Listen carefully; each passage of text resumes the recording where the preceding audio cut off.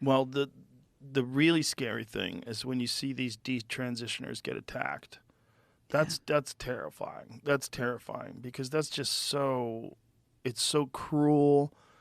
The complete lack of compassion for someone that's done, as the title of your book, irreversible damage to their life forever.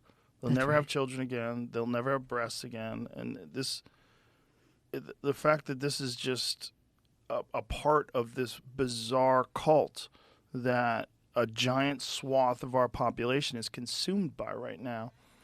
That's right. And they didn't let detransitioners be part of the story. Yeah. That there was a growing number of these women who were regretting their transition, and they had some, and they were brave enough to speak up, and that took real courage because they're talking about their own experience, their own damage to their own bodies. Yeah. I mean, they were the most courageous of all, and they were treated horribly by the activists. Yeah, it's so dark. Like, you don't want to think that people can make mistakes.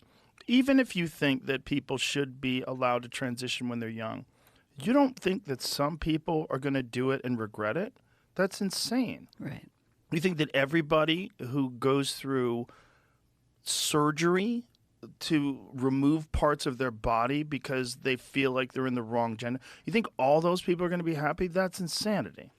Yeah, I mean, it's like a religion in the sense of the fundamentalism of belief against all evidence to the contrary. I mean, these people believed this on faith. It was a creed, and there was no disabusing them of this, even when there was growing evidence of thousands of young women regretting it. Well, finally now the New York Times is on board, though, which is really interesting. It is, and isn't it? I saw someone commenting on Twitter, and I think they're probably correct. And they said, this is because the trial lawyers are involved now. And I think they're correct. I think this is why the New York Times has kind of shifted sides, because I think they realize the lawsuits are coming. And once a few of them are successful, and they will be, it's going to get crazy.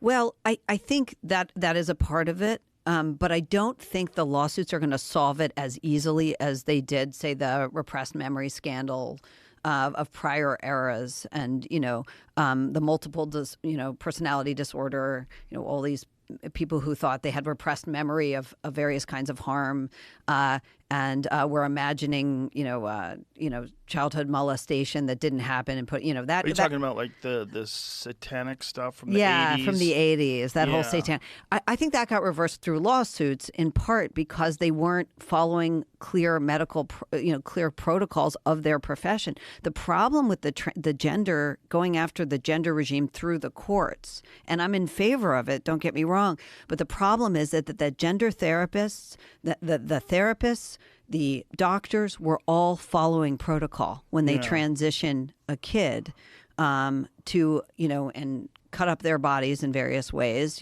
incapacitated them in various ways. They were actually following affirmative care, which is the official protocol. So which is crazy. It's crazy. It's crazy. It's so crazy that there's so many things that we don't allow children to do because we know that children can't really make lifelong decisions at the age of 11 and 12 and 13, but yet we'll let them in this case. That's right. It's so nuts. Yeah, I when I look back on it, there are a few. There were a few sort of lessons of it, but one of the things that really stood out was that almost in every case, there were medical professionals who should have known better, and very often therapists who should have known better, encouraging a young girl who was a little anxious or had some anxiety, had some depression, encouraging her down this road as the solution. Yeah. But it's also not recognizing what we know about what happens to people when they give them testosterone. So Right. Testosterone alleviates anxiety. Testosterone creates a feeling of euphoria. Right. It does a lot, especially when you give it to someone in doses that their body would never normally have. That's right. That's right. And so what the girls would go on it and they would feel great and they would become evangelists for testosterone. They would tell all their friends, you got to do this. I feel great. All my anxiety is gone. Of course, now they may have a permanent 5 o'clock shadow. Yeah. Change in their voice. Change in their everything. voice. And when they detransition, that never goes away. Yeah. Yeah, it's very dark. It's very dark, and I would have never imagined this. I would have never imagined that. Before COVID, I had a completely different opinion of the medical establishment. My opinion of the medical establishment is that they were there to help people. That's right. it. I never questioned it. I questioned the motives of some of the pharmaceutical drug companies that were trying to sell drugs.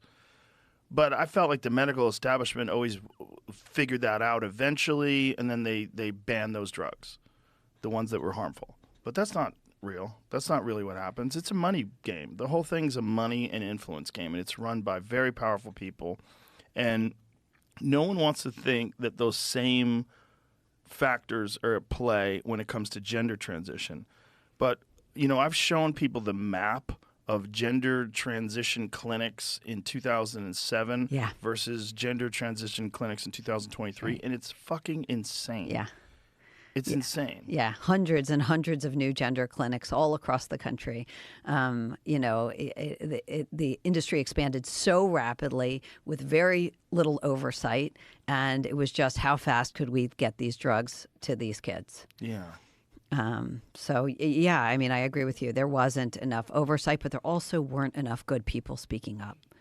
A lot of the best doctors who are like, I didn't enter the medical profession to do this. They went silent, or they referred to other. They said, why don't you, let me refer you to a specialist.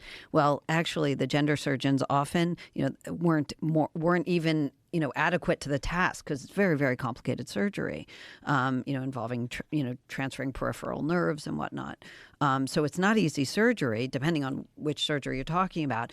Very often they weren't even the most qualified surgeons doing the surgery. So you had a lot of, surgeries that didn't go quite right. Well, none of them go quite right. I mean, that's what's dark about it. I mean, you're creating a new thing. Whether you're creating a penis or whether you're turning a penis into a vagina. This is not like heart surgery. This is not something they've been doing forever, that they have this long history of doing it successfully and they know exactly how to do it correctly. The whole thing is very twisted. Yeah, the rates of, all kinds of things going wrong. I mean, if you talk about the creation of the neophallus, the ones you take a vagina to make something like a penis, the number, getting it to, urine to go in a stream as opposed to a spray, or making it so that the person can have an erection, then a strong enough erection to actually penetrate. These are all require separate surgeries very often. Very often it doesn't go quite right. Then there's all kinds of complications with the surgeries. I mean, I've talked to people who've been really butchered. So,